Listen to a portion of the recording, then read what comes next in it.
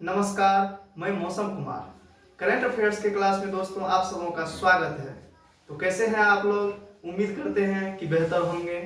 अपने स्वास्थ्य पे ध्यान दें, अच्छी तरह से पढ़ाई करें और अपने जीवन को सफल बनाएं। तो आज है दोस्तों, आज का करंट अफेयर्स का क्लास बहुत ही बेहतरीन है, जो कि 18 और 19 दिसंबर के क्लास का डिस्कशन हम लोग करने जा रहे हैं और 18 और 19 दिसंबर 2025 के महत्वपूर्ण प्रश्नों पे चर्चा करने वाले हैं। तो इस प्रश्न को पढ़ें और अपने तैयारी को बेहतर बनाएं। तो हमारा क्वेश्चन बनाने का उद्देश्य जो है दोस्तों, प्रत्येक परीक्षा में अच्छे से अच्छे नंबर लाने का लक्ष्य रखा गया है। तो आज का जो प्रोग्राम तैयार किया गया है, यानी कि क्वेश्चन का जो पैटर्न तैयार किया गया है, टॉप 20 करंट अफेयर्स और उसके साथ साथ लर्न टॉप प्रश्न जो कि पहले पढ़ाया जा चुका है, उसके रिवीजन के लिए लर्न टॉप प्रश्न डाला गया अपनी क्लास में। तो दोस्तों आप इस क्लास का फायदा उठाएं और अपने दोस्तों तक भी इस प्रश्न को शेयर करें। तो बिना समय गवाए चलते हैं हम लोग सीधे पहले प्रश्न की ओर। तो हमारा पहला प्रश्न, हाल ही में भारतीय सेना ने किसके सहयोग से संयुक्त एक्सरसाइज एकथा, ये इस एक्सरसाइज का नाम है एकथा 2025 आयोजित की है। तो ये आयोजित की है मालदीव के साथ ये आयोजित की है।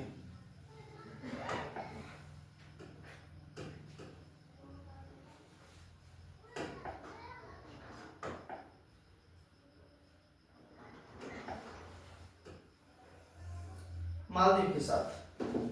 हमारा अगला प्रश्न देखिए दोस्तों, जैसे ही प्रश्न समाप्त हुआ उसके साथ तुरंत अपना लर्न टॉप प्रश्न आ गया। तो लर्न टॉप प्रश्न में देखते हैं क्या है।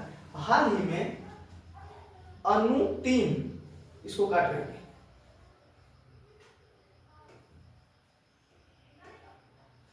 अनु 3 चरणवीराकुल ने किस देश के प्रधानमंत्री,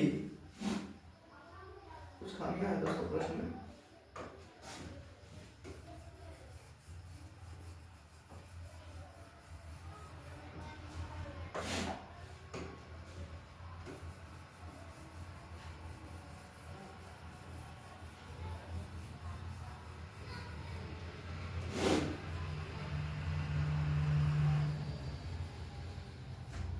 हाँ, हाल ही में अनुतिन चरणवीराकुल ने किस देश के प्रधानमंत्री के रूप में पदभार ग्रहण किया है?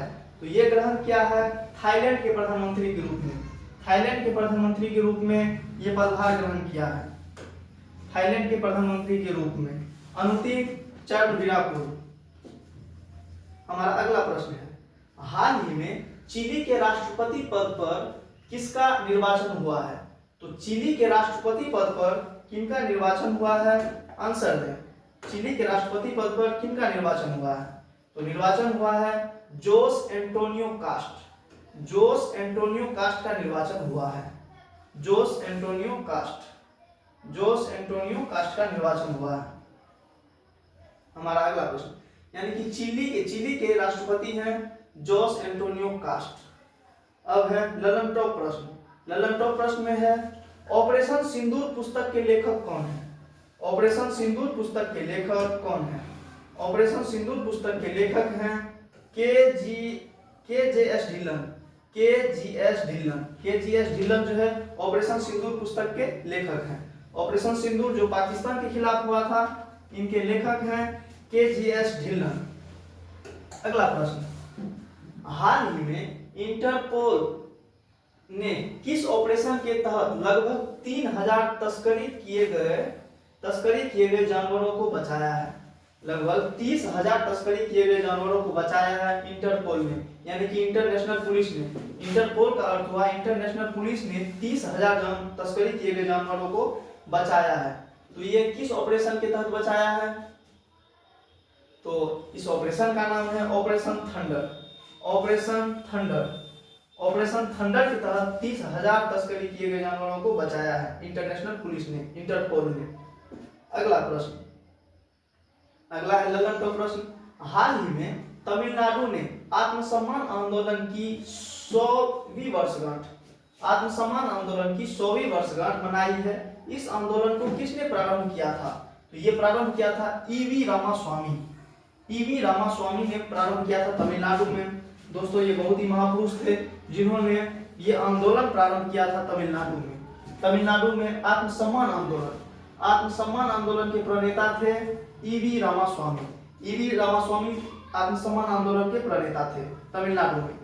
हमारा अगला प्रश्न, हाल ही में भारत सरकार ने किस देश की यूनेस्को विश्व धरोहर स्थल पेट्रा और एलोरा गुफाओं के बीच समझौता किया है? तो ये समझौता किया है जॉर्डन के साथ। ये समझौता किया है। ये समझौता किया है जॉर्डन के साथ। अगला प्रश्न, हाल ही में विजय दिवस 2025 कब मनाया गया है? तो विजय दिवस 2025 मनाया गया है 16 दिसंबर को। 16 दिसंबर को विजय दिवस 2025 मनाया गया है। विजय दिवस 2025 मनाया गया है 16 दिसंबर को। 16 दिसंबर 2025 को विजय दिवस मनाया गया है। दोस्तों आइए जानते हैं हम लोग विजय दिवस मनाया क्यों गया था। विजय दिवस मनाने के पीछे रीजन क्या था? तो विजय दिवस भारत पाकिस्तान के युद्ध भारत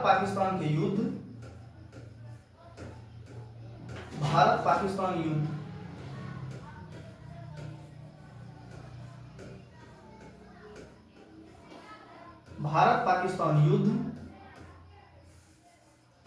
16 दिसंबर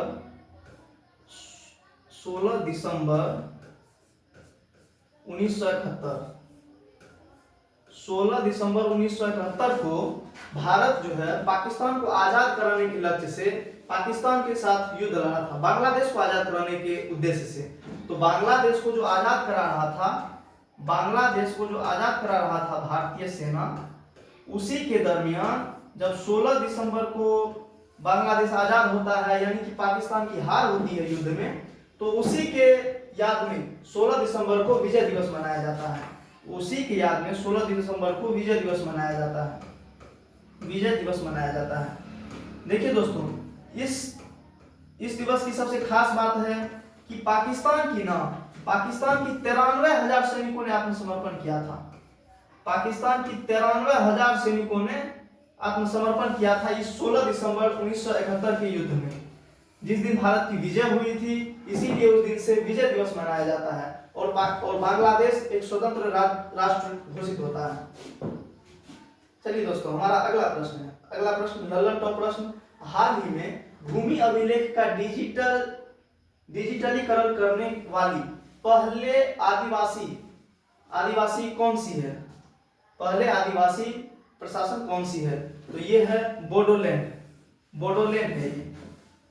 अगला प्रश्न, हाल ही में यूनेस्को से सभी राष्ट्रीय व्यंजनों के लिए मान्यता प्राप्त करने वाला दुनिया का पहला देश कौन सा है? तो ये है दुनिया का पहला देश इटली है दुनिया का पहला देश।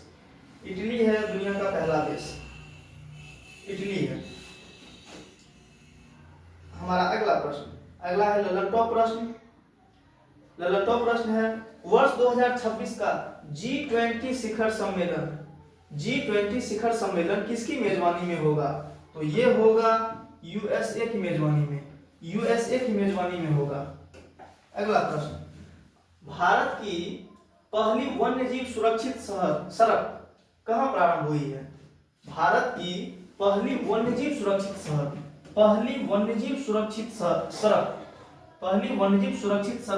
कहाँ प्रारंभ हुई है? तो ये प्रारंभ हुई है मध्य प्रदेश में। मध्य प्रदेश में प्रारंभ हुई है।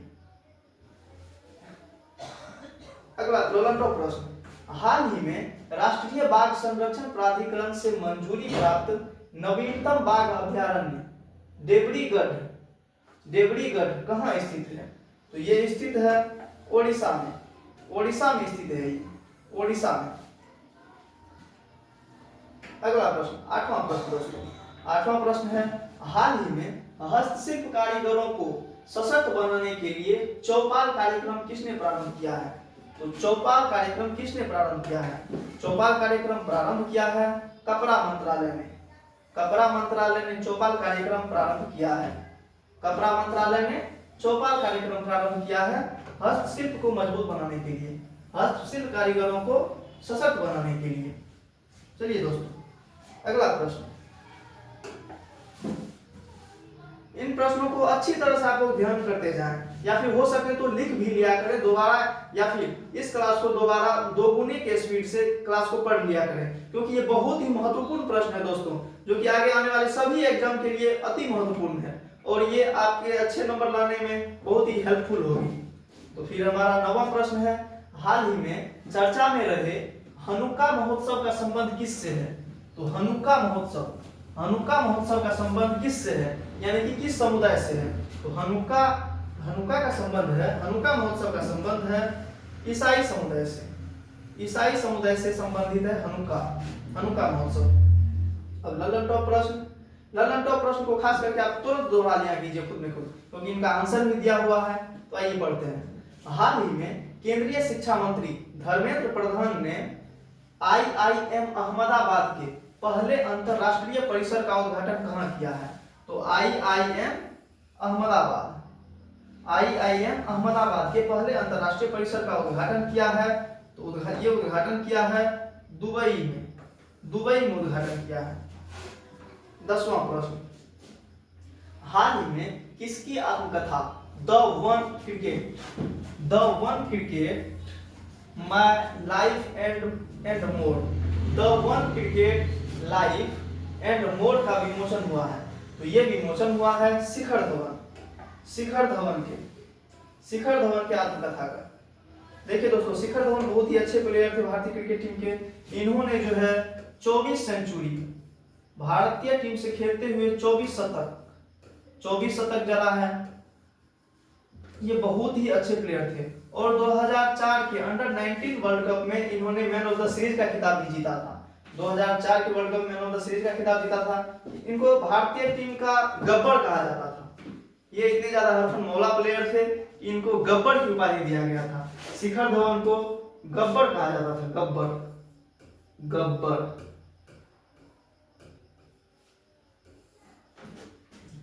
अगला प्रश्न दोस्तों, अगला प्रश्न है, न्यूक्लियर पावर सेक्टर को प्राइवेट भागीदारी के लिए खोलने के लिए केंद्रीय कैबिनेट ने किस बिल को मंजूरी दी है?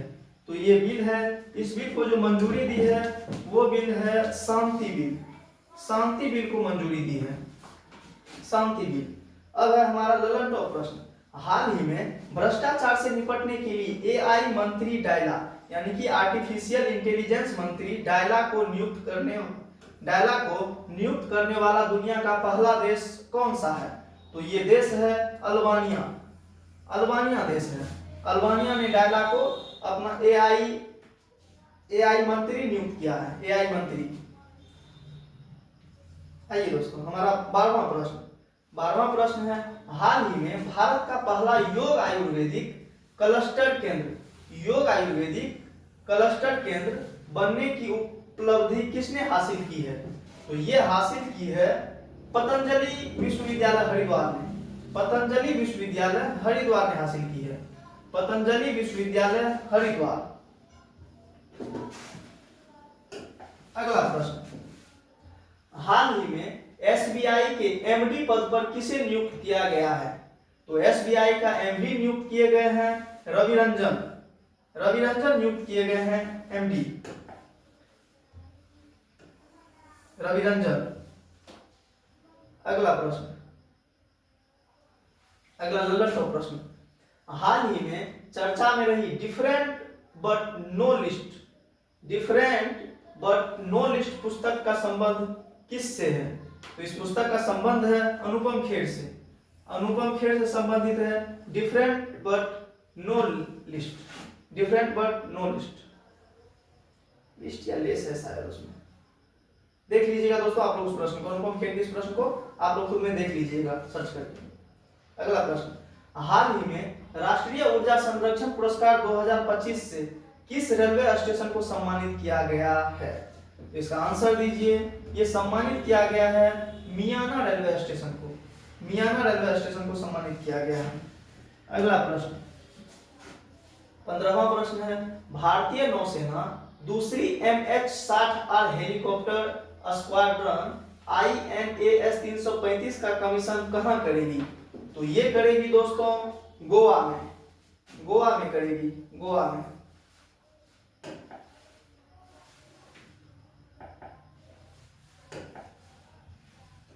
ये करेगी गोवा में।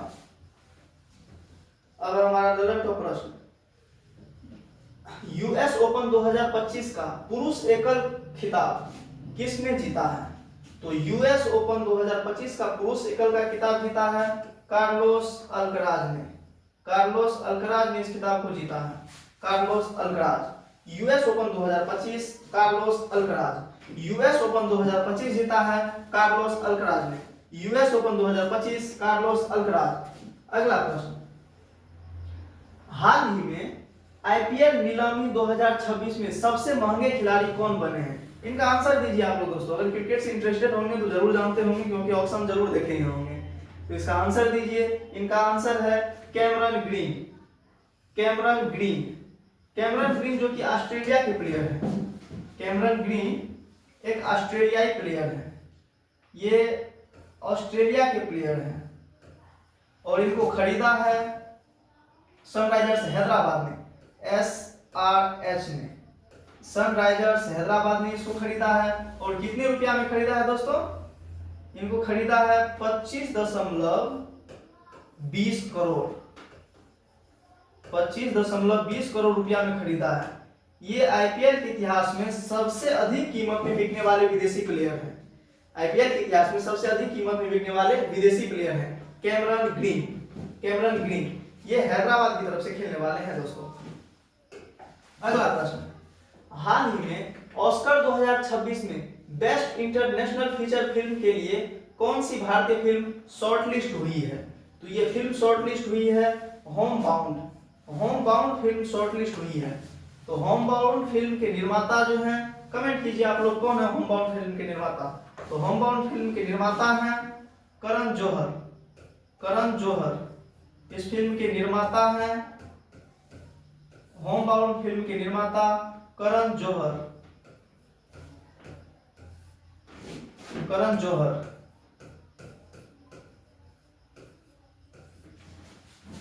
अगला प्रश्न, हाल ही में दुनिया का पहला सिरेमिक अपशिष्ट पार्क कहां प्रारंभ करने की घोषणा हुई है? हाल ही में दुनिया का पहला सिरेमिक अपशिष्ट पार्क कहां प्रारंभ करने की घोषणा हुई है? यह घोषणा हुई है खुर्जा उत्तर प्रदेश में, खुर्जा उत्तर प्रदेश में यह घोषणा हुई है सिरेमिक पार्क। अगला प्रश्न, हाल ही में चर्चा में रहे ध्रुव 64 का संबंध किससे है? ध्रुव 64 का संबंध किससे है? तो ध्रुव 64 का संबंध है माइक्रो प्रोसेसर से, ध्रुव 64 का संबंध है माइक्रो प्रोसेसर से। अगला प्रश्न, हाल ही में भारतीय रेलवे ने ब्रॉडगेज नेटवर्क का कितना प्रतिशत हिस्सा विद्युतीकरण करने की उपलब्धि हासिल की है? तो कितना प्रतिशत हिस्सा विद्युतीकरण करने की उपलब्धि हासिल की है? तो ये 99.2%, 99.2% हिस्सा जो है इसका विद्युतीकरण हो चुका है। हमारा ललन टॉप प्रश्न, ललन टॉप प्रश्न है, हाल ही में इंजीनियर्स इंडिया लिमिटेड ने भारत की पहली बांस आधारित बायो रिफाइनरी कहां स्थापित की है? तो ये बांस आधारित, पहली बांस आधारित बायो रिफाइनरी, पहली बांस आधारित बायो रिफाइनरी जो स्थापित की है वो स्थापित की है असम में, असम राज्य में। और ये है हमारा आज का अंतिम प्रश्न। अंतिम प्रश्न का आंसर होगा क्या होगा आप लोग खुद ही दें। अब है, भारतीय सेना किसके सहयोग से संयुक्त सैन्य अभ्यास डेजर्ट साइक्लोन 2025 प्रारंभ करेगी? तो डेजर्ट साइक्लोन 2025, डेजर्ट साइक्लोन 2025 ये एक संयुक्त सैन्य अभ्यास है। डेजर्ट साइक्लोन 2025, डेजर्ट साइक्लोन 2025 ये जो आरंभ करेगी यूएई के साथ, यूएई के साथ करेगी ये, यूएई के साथ, United Arab Emirates, United Arab Emirates के साथ। तो इस तरह से हमारे 20 प्रश्नों का सवाल समाप्त होता है दोस्तों। और आइए हम लोग ये बात जानकारी प्राप्त कर लें, इसी तरह से रेगुलर क्लास डाला जाएगा और संडे को टॉपिक वाइज क्लास डाला जाएगा। आप इस क्लास से बिल्कुल जुड़े और अपने दोस्तों तक भी शेयर करें ताकि वो भी इस क्लास का लाभ उठा पाए। तो ठीक है दोस्तों, मिलते हैं हम लोग अगले क्लास में, तब तक जय हिंद।